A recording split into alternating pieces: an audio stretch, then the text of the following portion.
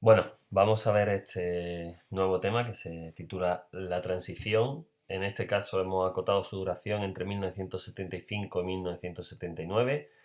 Es un periodo que permite distintas acotaciones. Hay historiadores que abarcarían el periodo de transición hasta 1982, pero aquí se cierra con el planteamiento de selectividad en 1979, una vez aprobada la Constitución de 1978 y convocadas las primeras, no las primeras elecciones, pero sí las primeras elecciones que se hacen tras la aprobación de esa Constitución.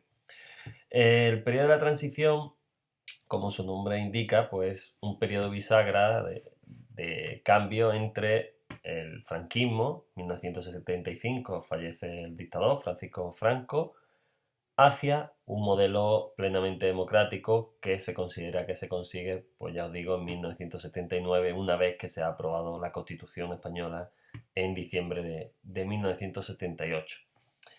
Es un periodo complejo, interesante y que admite muchos comentarios. Voy a ir explicando algunos de los aspectos más destacados. Como siempre, os, os recomiendo que veáis este vídeo que os pongo al inicio del tema, en el que se hace un resumen de todo este periodo de la transición. La primera vez que lo veáis os va a resultar un poco confuso porque hay cosas que no conocéis, pero está bien que vayáis viendo en imágenes lo que vamos a ir estudiando con más detenimiento. ¿De acuerdo? En la introducción siempre hablo de cuestiones fundamentales. Yo creo que aquí lo más interesante de la transición y sobre lo que todavía se discute más es que fue un proceso, como digo ahí, no de ruptura, sino un proceso de reforma y apertura paulatina que se lleva a cabo desde dentro del propio sistema franquista. Es decir, en España el proceso de la transición lo van a liderar, por un lado, el rey, que había sido nombrado, como sabéis, en 1969, sucesor por el propio Franco, y después, sobre todo, principalmente Adolfo Suárez, que es un político que viene del franquismo, ¿de acuerdo? Del movimiento. Entonces, claro, va a ser un proceso que, por esas mismas características, va a tener sus ventajas y su inconveniente. Es decir, quizás la ventaja es que, bueno, había mucho miedo por qué iba a ocurrir después del franquismo. De hecho, no se sabía qué podía pasar. Y se temía que en caso que hubiera un cambio, pues los sectores más reacios del franquismo lo vetasen e incluso, bueno, en aquel momento podéis preguntarle a vuestros abuelos y demás, no era descartable que hubiera un nuevo enfrentamiento con un levantamiento militar o una especie de guerra civil de nuevo, es decir, no se sabía muy bien qué podía pasar.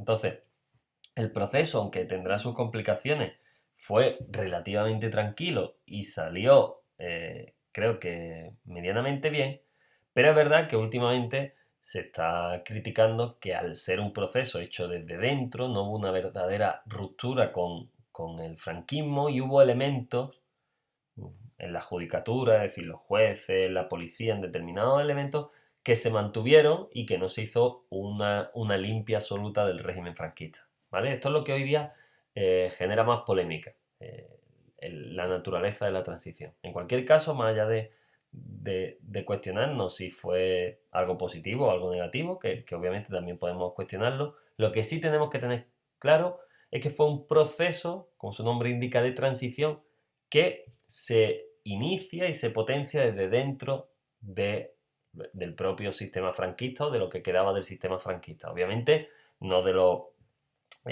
no de las facciones más conservadoras, más puramente franquistas, sino aquellas que consideran que debe haber determinado cambio.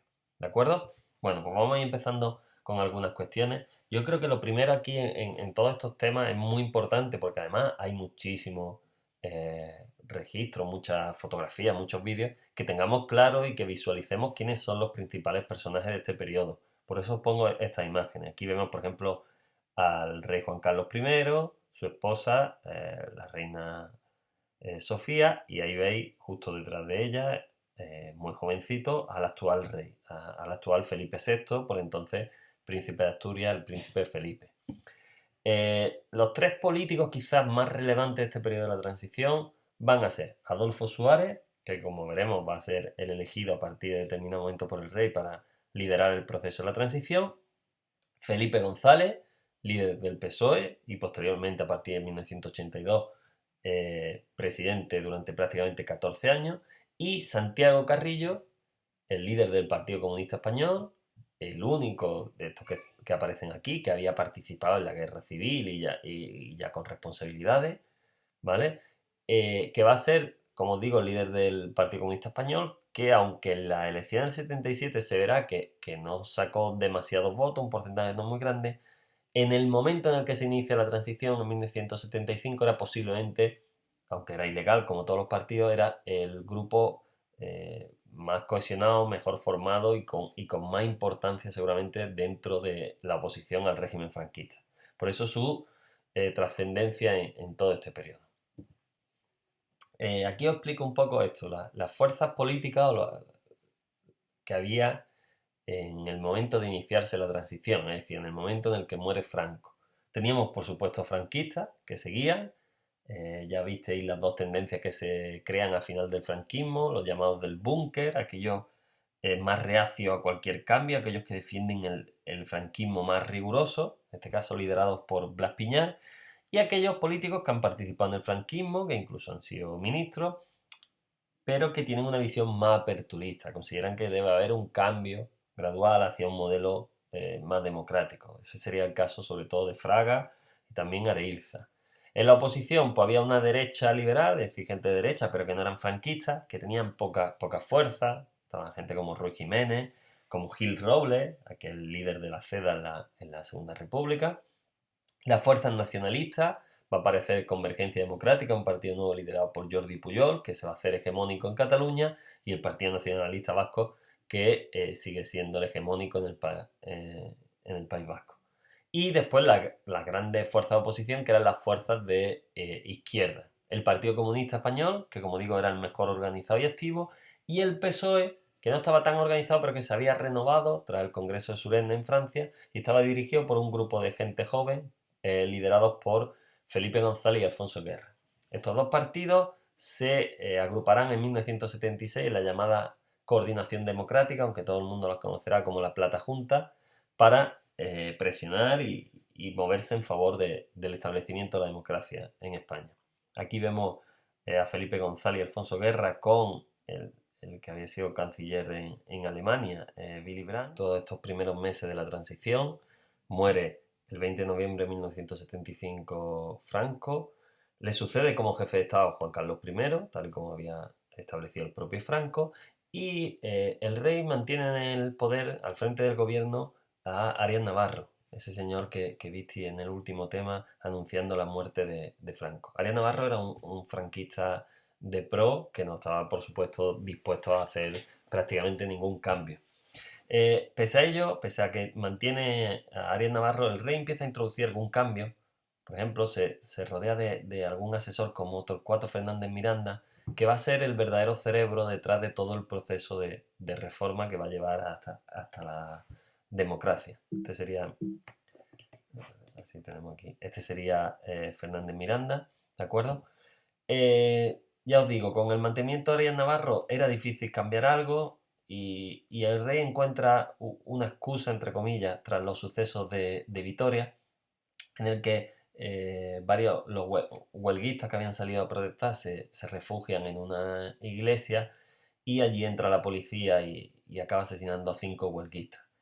Esto y algunos otros factores van a provocar que finalmente el rey destituya a Arias Navarro en julio de 1976. Si os interesa el tema de los sucesos de Vitoria, podéis verlo en este vídeo que hay aquí.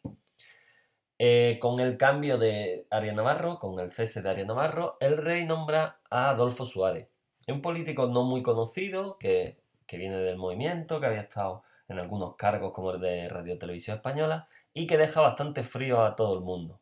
Lo considera un político inexperto, la oposición no cree que pueda ser el artífice de un verdadero cambio en España, pero muy pronto, ya en septiembre de 1976, Adolfo Suárez va a presentar la ley clave de todo este proceso de la transición, que es la ley de reforma política. Una ley en la que establece los pasos a seguir para desmantelar el franquismo y establecer una democracia. Es decir, habla de soberanía nacional, de una futura creación de Congreso y Senado elegidos por sufragio universal, anuncia que va a haber elecciones democráticas en las que se van a presentar partidos políticos, es decir, establece todos los pasos para crear una verdadera democracia.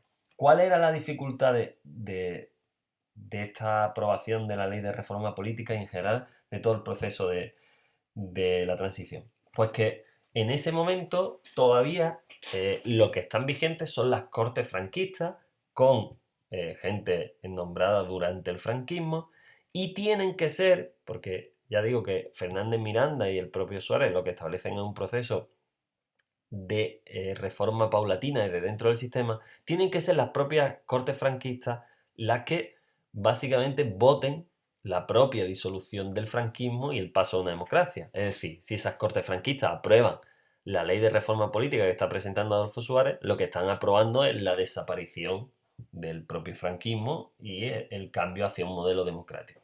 ¿Vale? Entonces, esto requirió de muchísimas negociaciones, hubo momentos de bastante tensión. De hecho, Suárez, para prevenir cualquier movimiento militar, nombra a un general partidario del cambio como Gutiérrez Mellado, lo nombra vicepresidente del gobierno, y después de mucho cambio, de mucha negociación, pues esta ley para la reforma política es aprobada finalmente en las Cortes en noviembre del 76 y posteriormente votada por la población que vota mayoritariamente en un referéndum en favor de esta ley de reforma política. Aquí tenéis dos vídeos que creo que pueden ser interesantes. Uno el que aparece aquí sobre el día de la votación para la aprobación de esa ley de reforma política. Veréis la cara de alivio de Suárez cuando sale adelante la ley. Y después es muy interesante a la derecha el enlace al reportaje sobre la campaña para el referéndum de aprobación de esta ley.